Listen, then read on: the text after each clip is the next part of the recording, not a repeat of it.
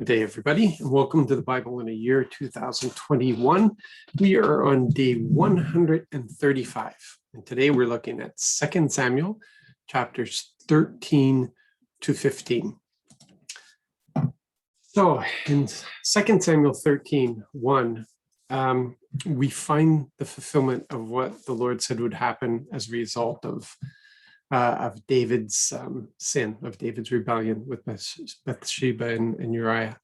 And it comes rather quickly. I mean, the seeding, the beginning of it is what we should say. And we see it here, it begins here. Chapter 13, verse 1. Sometime later, David's son Amnon fell in love with Tamar, the beautiful sister of Absalom, who was also David's son. So yeah, it's an incestuous situation here, which is not abnormal for the royal family or for this time. Certain regulations Yahweh has brought in, but this is a situation that is not going to go well, and it is what will introduce the sword into David's family, because that's what the Lord said. Because David killed Uriah in taking Bathsheba, the Lord had told him the sword will never leave your family. In verses 12 to 14, we have this. But she said to him, "No, my brother, don't rape me. Such a thing shouldn't be done in Israel. Don't do this horrible thing. Think about me. Where could I hide my shame? And you would become like some fool in Israel. Please, just talk to the king. He won't keep me from marrying you." But Amnon refused to listen to her. He was stronger than she was, and so he raped her. And this is what David has seeded into his family. There's certain doors that are opened by our sins, and they would not have understood this at this time. This is a very demonic thing, a releasing into the family. And so we have Amnon really just following, whether it's conscious or subconscious, his the king's behavior is what he's doing. The king had raped Bathsheba, and now we have here Amnon raping Tamar, and she's trying to reason with him and say, this isn't going to turn. I'm going to be filled with shame. You're going to be considered a fool. Let's just do it right. Let's just ask the king. And then we have this thing that happens, because this is what happens when people enter into sin. The shame provokes a hatred in themselves, and that's what we see. And because of it now is the seeding of the sword, because now hatred really comes into this. Hatred in Amnon, he hates himself, and that translates to a hatred of Tamar. And we're going to see that hatred is going to transfer to Absalom. So here in verses 15 to 16, but then Amnon felt intense hatred for her. In fact, his hatred for her was greater than the love he had felt for her. This is not uncommon. So Amnon told her, "Get out of here." "No, my brother," she said, "sending me away would be worse than the wrong you've already done." But Amnon wouldn't listen to her. Why would he listen to her now when he didn't listen to her in the first place? This all could have been avoided. He could have spoken to the king.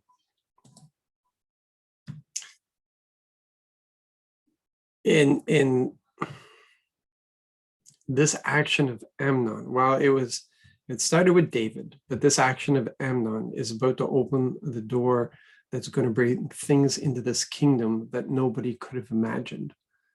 And so we read here in verse 20, her brother Absalom said to her, "Has your brother Amnon been with you? Keep quiet about it for now, sister. He's your brother, but don't let it bother you." So Tamar, a broken woman, lived in her brother Absalom's house. Man, Absalom loved his sister so much, he actually ends up naming a daughter after her. So in verse 21, we see again, there's a failure here on the king's behalf. It's just David. Yeah, David is great at maybe running a kingdom. He's great at dealing with other kings and kingdoms and such. He's not so great with the personal relationships. So we see here in verse 21, when King David heard about all this, he got very angry. But he refused to punish his son Amnon because he loved him as his oldest child. There is failure here to deal with justice, the justice that David lifts up all the time, that longs for in the world, Yahweh's justice. And so because of that, he's going to end up now this door is flung wide open. And we see the kind of person that Absalom is. Absalom is a calculator, and he's patient, and he can work out his vengeance. He can make his plans and wait. And that's what we have here. You know, sometimes calculated revenge is the worst one. Revenge as a response instead of a reaction can be the very worst kind. So Absalom never spoke to Amnon, good word or bad, because he hated him for raping his sister Tamar. So you can just see how this whole thing is snowballing, right? So 2 years later, you understand that? 2 years later, he plans this out for 2 years. That is patience. Verses 28 to 29, Absalom commanded his servants, be on the lookout. When Amnon is happy with wine, and I tell you to strike Amnon down, then kill him. Don't be afraid, because I myself am giving you the order. Be brave and strong men. So Absalom's servants did to Amnon just what he had commanded. Then all the princes got up, jumped onto their mules, and fled. Now understand here that Amnon is the crown prince at this moment. He is the crown prince. Can you imagine how loyal these servants must be to Absalom? There must be some quality, or there was some quality in this man, that the servants would be willing to risk the wrath of the king in this way. They were aligning themselves to Absalom, who is not, he's not the crown prince. He's not going to be king. So there's something there.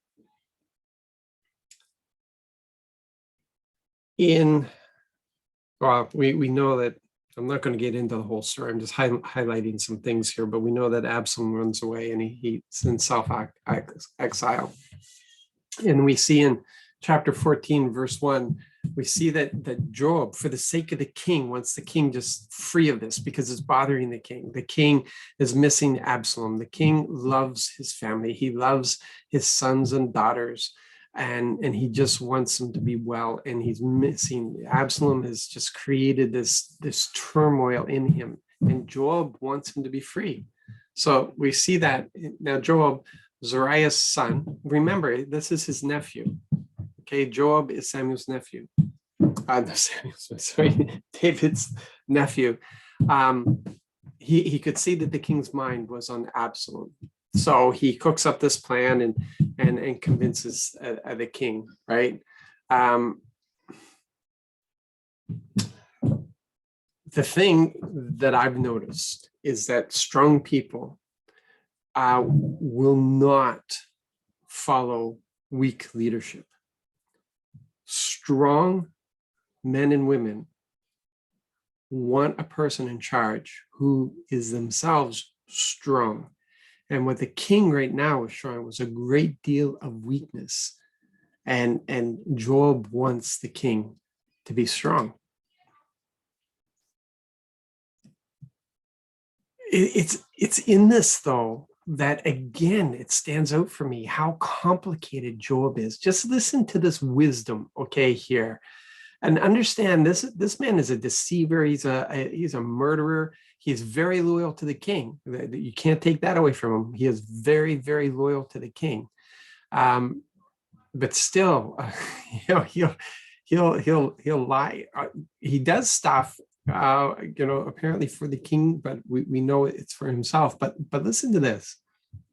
We all have to die. We're like water spilled out on the ground that can't be gathered up again. But God doesn't take life away. Instead, he makes plans so those banished from him don't stay that way. Now, take that and meditate on that for a while. Take it for a couple of days. Go and chew on this and understand what's being said here. Joab seems to know more about Yahweh than a lot of us do today. God doesn't take away life away. Instead, he makes plans so those banished from him don't stay that way. That's right now. That's why Jesus came. That's the operation that we're involved with. It's the operation of reconciliation. We are ministers of reconciliation. But that first part, we all have to die. We're like water spilled out on the ground that can't be gathered up again. Yeah, yesterday is a day that was spilt out on the ground. You can't get that back. The last year was a year that was spilt out on the ground. You can't get that back. The last decade is a decade that was spilt out on the ground, and you can't get it back. We can't live in those places because those things are gone. It's today that we have. Here in verse 24, we find another mistake. The king said he must go straight to his own house. So he's listened to Joab. He's brought Absalom back, but here's the mistake he makes. He must go straight to his own house. He must not see my face. So Absalom went straight to his own house and did not see the king. It's something like 3 years or something that he's in this situation. And that's terrible. It would have been better for the king to be reconciled to his son. It would have been better for him to just bring him in, say, I can't agree with what you've done. I understand the reason why you did it, but I can't agree that you did it, but I love you and I forgive you, and I'm just restoring you to your place. And just, why bring him back if you're not going to forgive him? Why bring him back if you're not going to be involved in his life? And this would have caused even deeper problems now with Absalom. He's got 3 years now that this is eating away at him. If he had any respect for his father, it is quickly disappearing. Did I say 3 years? So 2 years. It's 2 years here. It's another 2 years. So Joab, in verse 33, Joab went to the king and reported this to him, meaning that Absalom wants to see the king. And the king called for Absalom, and Absalom came to the king. He bowed low out of respect, nose to the ground before the king. Then the king kissed Absalom. But this is horrible because, the king now embraces him. But Absalom is just, remember, he's a schemer, and he's had 2 years of this pain eating away at him. It's just like an acid in him. He had the years in self-exile. Now he's had the years at home in exile from the king. That's a lot of years piling up where acid is eating away at him. And sure, he shows respect. He's kissed by the king, his father, but Absalom's heart has turned against his dad. And so we see him playing the long game here in verses 3 to 4 of chapter 15. Then Absalom would say to him, no doubt, okay, talking about, he goes to the city gate and he calls out to people who are coming in, seeking judgment from the king. And he says, no doubt your claims are correct and valid, but the king won't listen to you. If only I were made a judge in the land. Absalom would continue. Then anyone with a lawsuit would come to me and I would give them justice. So he's undermining the king. Just a side note, the king is not supposed to be the judge. If you remember, we talked about this, the government of Israel. And you have the high priest, the high judge, the king, and the prophet. And the high judge is supposed to come from the Levites. He's supposed to be part of the priesthood, the high judge. And here we have the king fulfilling that role. King Saul fulfilled it. David has picked it up. Solomon would pick it up, but it's not supposed to be. They are not supposed to be the judge. That's consolidating too much power to one person. As it is, the king's rules, the king's law, prevented them from, if you remember, from gathering too much wealth, having too many wives, having too many horses, and so on. It was that to prevent them from becoming too powerful. Anyway.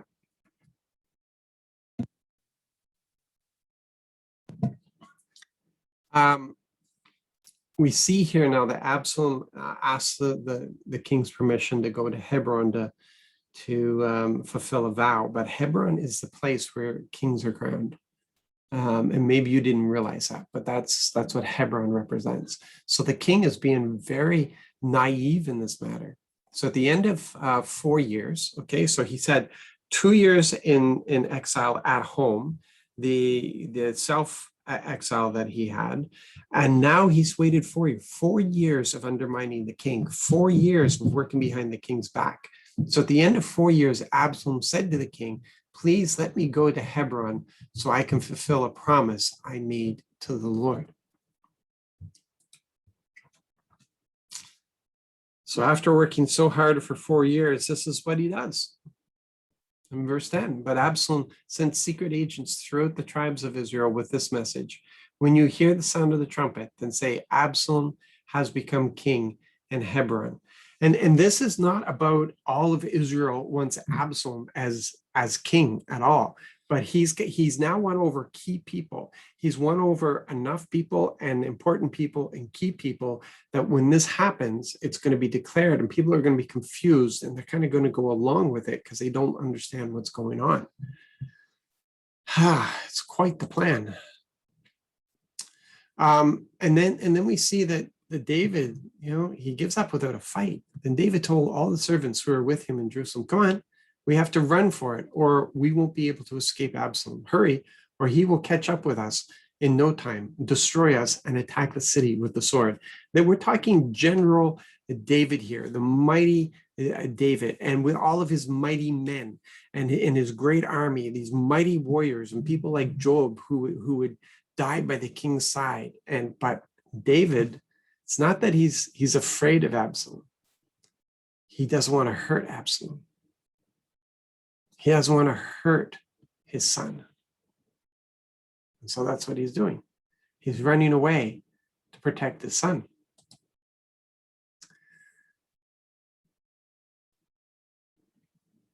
This stands out for me because what we've discovered is that those who loved David loved him fiercely. And here we have a foreigner who hasn't been with David for very long. And he has a lot of warriors with him and their families and such. And David is telling him, listen, this isn't your battle. I'm sorry that this has happened at this time, but it's probably best if you just go home.